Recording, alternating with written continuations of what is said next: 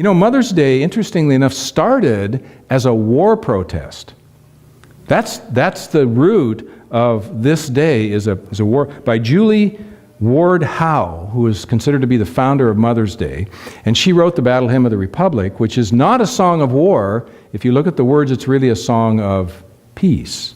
And a proclamation was read on the first Mother's Day, written by Julie Ward Howe.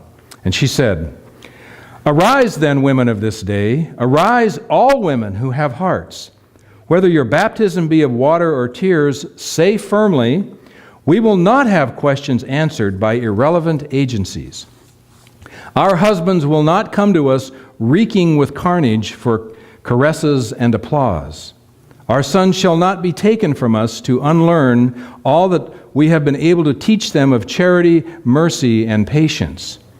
We, the women of one country, will be too tender of those of another country to allow our sons to be trained to injure theirs. From the voice of a devastated earth, a voice goes up with our own. It says, disarm, disarm.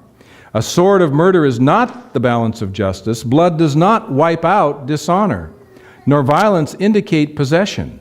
As men have often forsaken the plow and the anvil at the summons of war, let women now leave all that may be left of home for a great and earnest day of council.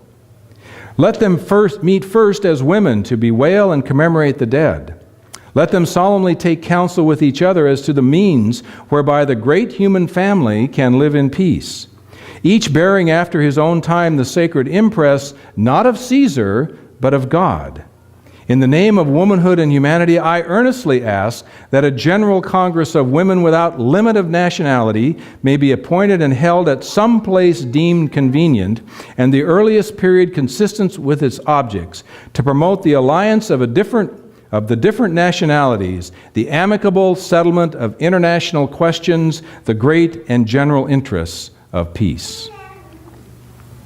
I think that is a powerful, powerful statement of really what being a mother, the energy of motherhood, can bring to the experience. It's the voice that often is missing in some of the conversations. I think our presidents of our United States should have to ask their mother permission. They should have to say, "Mother, may I?" And they would get an earful. And it would be good for them to hear what the mother has to say before any action is taken for any president. It doesn't matter who it is. Whether it be a man or a woman, it makes no difference. I think that counsel is important in our experience. And I think if mothers really knew, and if they know at some level, but if they really, really knew their power and they brought it forth into being, such as Julie Ward Howe, I think it would make an incredible difference in our world, in the dynamics of our world, and how we show up in our world. Andrew Harvey told a story at a minister's conference a number of years ago, and he's a speaker and author and very impassioned person. If you ever heard him speak, he's on fire, all the time. But he tells this story, and it's about a Jewish New York banker who had a nervous breakdown. And he didn't know what to do, and he was absolutely distraught. And so he just dropped everything, and he flew to Maui, not knowing what was going to happen. And he ended up, by a fortuitous process, getting hooked up with a local family who were from Hawaii, a Hawaiian family, and they took him in. And he lived with them. They took him in, and they gave him what in Hawaii they call aloha. And they spent 4 months with him, helping him to recover and to deal with and work with what it is that he had to work with. And he became a part of their family.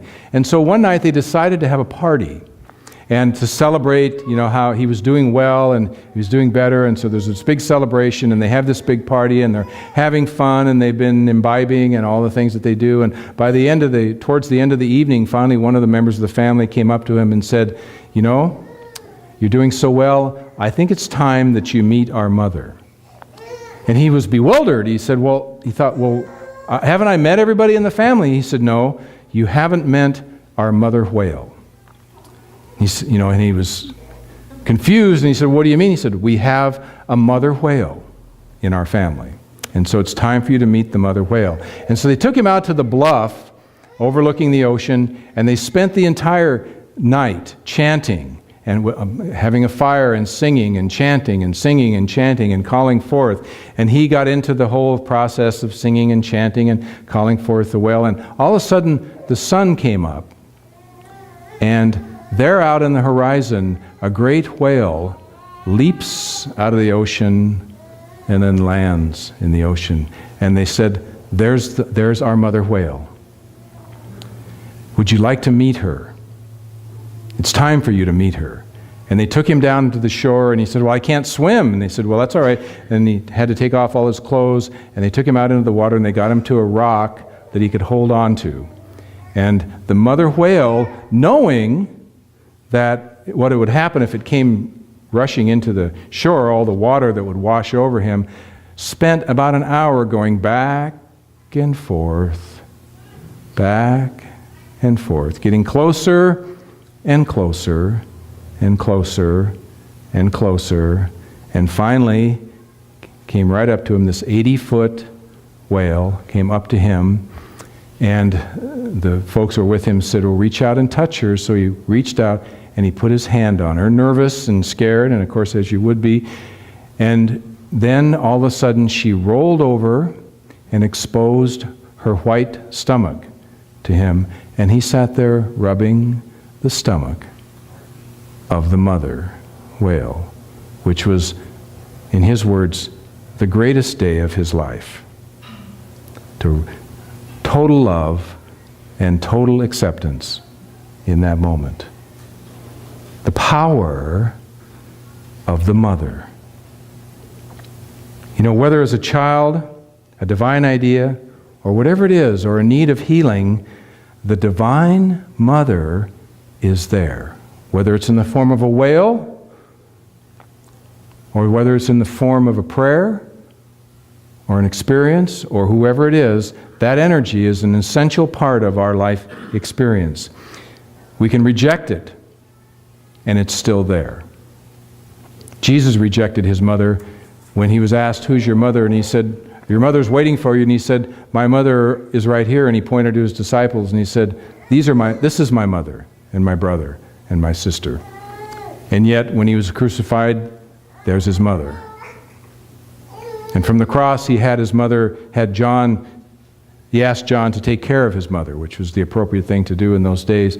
And so even then, that divine relationship was so much a part of the experience. And so today we honor our mothers. We appreciate them, and in doing so, we honor the energy that brought us forth into our life experience. And I'd like to close with my poem called Mother May I. Living a life of spiritual grace is finding the right and proper pace. It is knowing just who is really in charge and living a life that is not too large. There is one thing that can help us all that will keep us from going into a free fall.